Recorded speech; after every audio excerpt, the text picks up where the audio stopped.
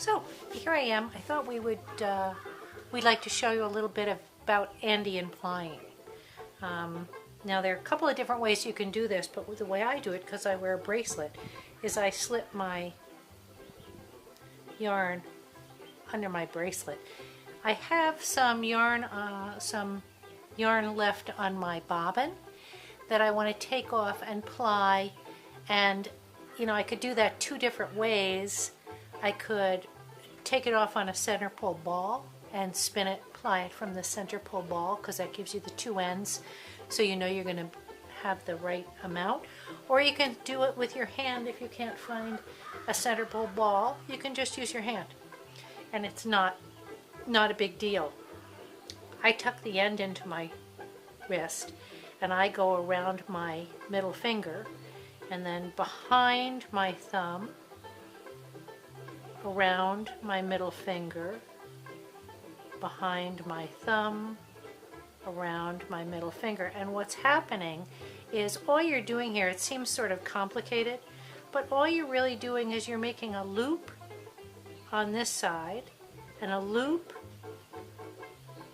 on this side, and you're stacking them together. So this loop, when you go to ply, will pull right off, and so will this one. If that helps you to understand what it is we're doing here, where we're not winding the yarn, we're looping it around the back of your hand, around your middle finger.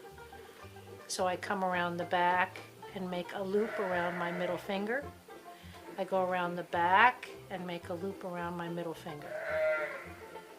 You can find sometimes Andean ply tools that you can use instead of your hand, but since my hand is always here, I find it's a really good way to do this.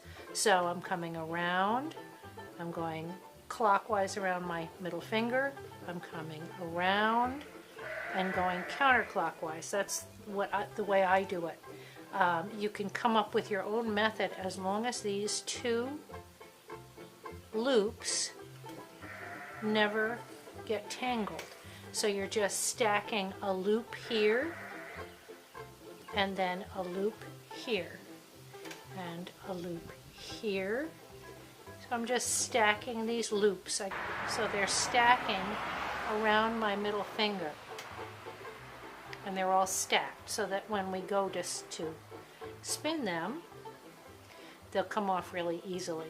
Now I've seen people, sometimes people, you can see this pattern online with a hand written. You can put arrows on your hand to remind you of the direction you're going in, but it really, as long as you realize that you're simply making a loop with the yarn on one side and a loop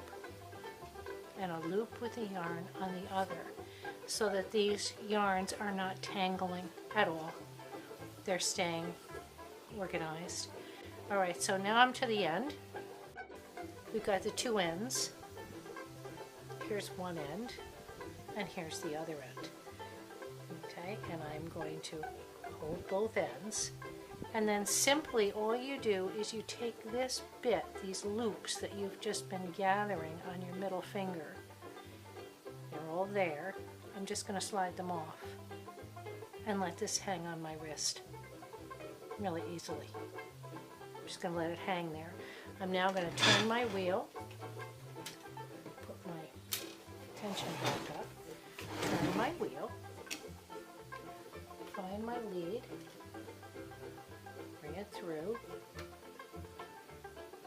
Okay, I'm going to make a little loop in my lead yarn because I find that the easiest, but certainly however you do it, it's no problem. I'm going to take off my flip-flops.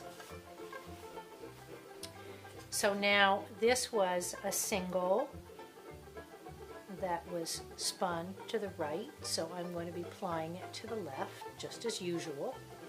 And the only real thing with it, this Andean ply does for you, is it ensures that if I use these two ends, when I get to the end of this, they'll be equal. So I will have plied the whole thing equally. That's all. Just kind of a way to do. I got to go the other way. There we go. So I've started this. I'm going to ease up on my tension a little bit. So I have my lead on. I've now slipped where the bracelet, Andean bracelet is what they call it sometimes, was here on my wrist. I like to slide it up gently without, and keep it in my hand. And then that way, when you're plying, you're just simply pulling from two directions at a time, and it's coming undone.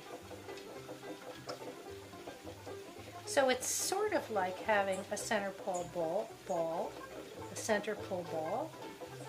It will just keep pulling out, and pulling out, and pulling out, and pulling out as you spin it.